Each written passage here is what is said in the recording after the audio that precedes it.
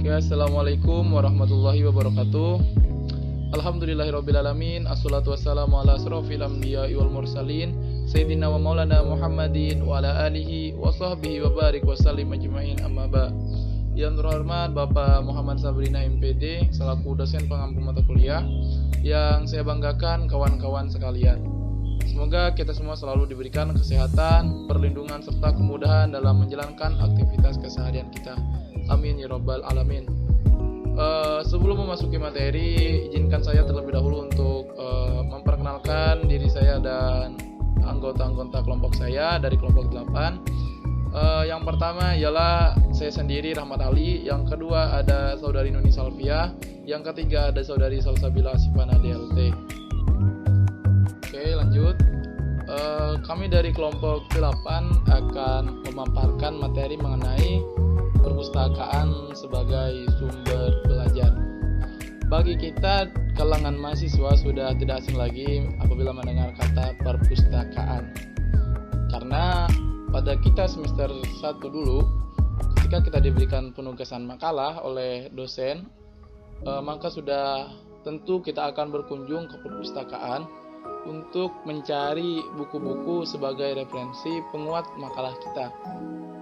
Nah, akan tetapi pada awal-awal semester 2 kita dihadapkan dalam sebuah permasalahan mengenai kondisi dan situasi yang kian memburuk diakibatkan oleh pandemi COVID-19, sehingga aktivitas kita sedikit dibatasi oleh pemerintah dengan berbagai macam bentuk peraturannya, seperti dilarang berkunjung ke tempat-tempat umum, dihimbau untuk selalu berdiam diri di rumah, dan tentu saja menjaga jarak.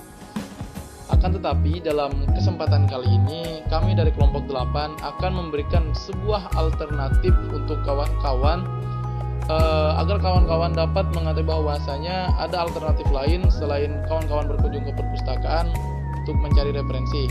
Nah, untuk kawan-kawan mengetahui apa itu alternatif lain yang saya sebutkan tadi, kawan-kawan bisa menyimak video presentasi dari kami sampai akhir seperti itu.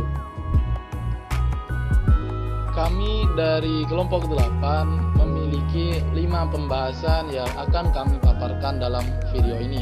Yang pertama ialah pengertian perpustakaan yang nantinya akan disampaikan oleh rekan saya, saudari Salsabila Sifana DLT.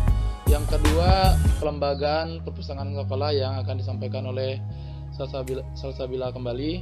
Yang ketiga, ada materi mengenai strategi pengembangan perpustakaan sekolah yang akan disampaikan oleh saudari Nuni Salvia. Yang keempat, ada definisi BSE, KBBI, Kamus, dan Soal UN yang nantinya juga akan dipaparkan oleh saudari Nuni Salvia. Dan yang terakhir, yang kelima, ada Ipusnas yang akan disampaikan oleh saya sendiri.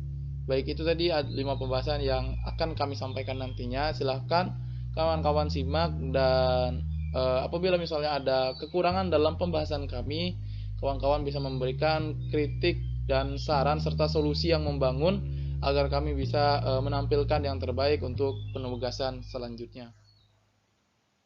Definisi perpustakaan. Perpustakaan adalah sebuah ruangan, bagian sebuah gedung tempat menyimpan buku-buku untuk dibaca.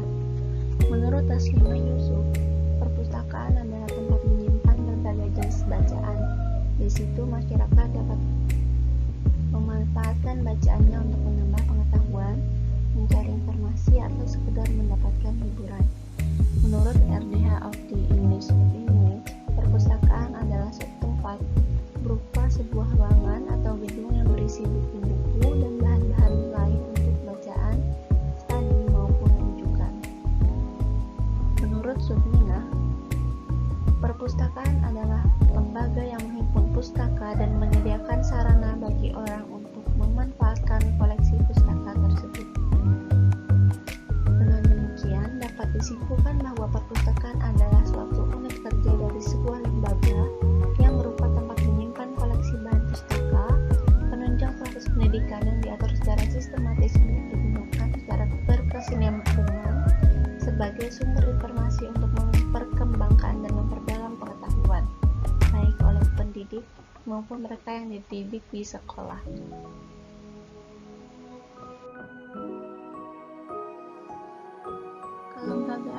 perpustakaan sekolah. Menurut Ibrahim Bapadal, pengelolaan perpustakaan sekolah berarti segenap usaha pengkoordinasian segala kegiatan yang berhubungan dengan penyelenggaraan perpustakaan sekolah. Usaha pengkoordinasian tersebut biasanya diwadahi dalam suatu struktur organisasi yang disebut kelembagaan perpustakaan sekolah. Setiap unit kerja perpustakaan memiliki tugas-tugas pelayanan teknis dan pelayanan pembaca. Secara umum, kelembagaan perpustakaan masih mengalami kendala yang disebabkan oleh berbagai faktor. Di antaranya adalah belum dipikirkannya posisi perpustakaan sekolah sebagai unit yang strategis dalam menunjang proses pembelajaran di sekolah. Kemudian yang kedua yaitu minimnya dana operasional, pengelolaan, dan pembinaan perpustakaan sekolah. Yang ketiga yaitu terbatasnya sumber daya manusia dan terbatasnya SDM yang mampu mengelola perpustakaan serta mengembangkannya sebagai sumber belajar bagi siswa dan guru. Yang keempat itu lemahnya koleksi perpustakaan sekolah. Pada umumnya perpustakaan sekolah terdiri dari buku pelajaran yang merupakan droping pemerintah. Dan yang kelima yaitu minat baca siswa yang masih kurang tinggi. Walaupun pemerintah telah merencanakan berbagai program seperti bulan buku nasional, hari aksara, pokok buku dan sebagainya, namun minat baca siswa masih tergolong kurang tinggi. Strategi pengembangan perpustakaan sekolah. Yang pertama, pengembangan koleksi. Semakin banyak kebutuhan informasi peserta didik dan guru, maka koleksi perpustakaan sekolah pun harus ditingkatkan secara kualitas maupun kuantitas. Pengembangan ini diiringi dengan pengembangan materi pembelajaran, sehingga koleksi perpustakaan pun diperbanyak untuk memenuhi keperluan belajar dan mata pelajaran. Selanjutnya, pengembangan sumber daya manusia. Seorang pustakawan harus berdasarkan kualifikasi profesionalitasnya secara teknis maupun akademis. Dengan demikian, dia akan mampu secara optimal dalam mencari dan mengumpulkan informasi dengan pemanfaatan teknologi. Seorang pustakawan yang kurang terampil dalam teknologi akan menurunkan optimalisasi perpustakaan dalam menyediakan dan memberikan informasi. Selanjutnya, pengembangan teknologi. Segala mekanisme sistem perpustakaan dikelola dengan teknologi seperti pengadaan koleksi, yaitu buku, bahan ajar, atau referensi didistribusikan secara terbuka melalui jaringan dengan cara pengunggahan file dan lain-lain. Pengolahan koleksi dilakukan dengan pemanfaatan media digital berupa paper, video, audio. Penelusuran informasi tidak lagi menggunakan indikator-indikator buku seperti perpus, melainkan menggunakan sistem pencarian atau jelajah berbasis web. Sampai ke pekerjaan sirkulasi koleksi. Nah, sirkulasi tidak lagi secara manual, pengklasifikasiannya tetapi secara otomatis terbagi ke masing-masing kategori. Selanjutnya, pengembangan sumber daya finansial. Dalam pengembangan ini, perpustakaan atau sekolah dapat melakukan swadaya dari berbagai pihak maupun dari sekolah itu sendiri. Dengan pemanfaatan teknologi pun dapat mengembangkan sumber daya finansial. Buku-buku yang dibuat sekolah dikomersilkan melalui website, sehingga penghasilan tersebut dapat digunakan untuk sirkulasi berikutnya. Selanjutnya, pengembangan literasi informasi. Hal ini berkaitan dengan kompetensi membaca dan menulis guru dan peserta didik, sehingga banyak guru menulis bahan ajar dan peserta didik membaca serta memunculkan pengetahuan baru sebagai bahan penulisan berikutnya. maka literasi informasi akan berkembang. Karena wawasan dan ilmu pengetahuan bersifat dinamis, beragam, kualitatif, sehingga dapat berkembang dengan adanya ilmu-ilmu terapan. Definisi BSE, buku sekolah elektronik BSE adalah buku ajar elektronik yang disajikan dalam bentuk buku elektronik. Buku elektronik ini bersifat digital menggunakan layout yang dapat diakses melalui komputer dan smartphone, sehingga untuk membaca buku tidak lagi menggunakan buku secara fisik, melainkan melalui file. Definisi KBBI. KBBI ini merupakan singkatan dari Kamus Besar Bahasa Indonesia yang berisi kumpulan semua kata-kata buku dalam bahasa Indonesia yang disertai makna, kelas kata, dan fonetisnya. Kata-kata bahasa Indonesia yang ada dalam kamus tersebut tidak hanya menyediakan arti atau makna, tapi juga memberikan informasi kelompok atau apa saja. Apakah nomina, verba, adjektif, adverbia, dan lain-lain, serta memberikan informasi cara penyebutan fonemnya. Nah, sekarang terdapat KBBI online yang dapat memberikan informasi lebih dari yang sudah dijelaskan, yaitu memberikan informasi kata yang tidak baku dari kata yang dicari. Definisi kamus.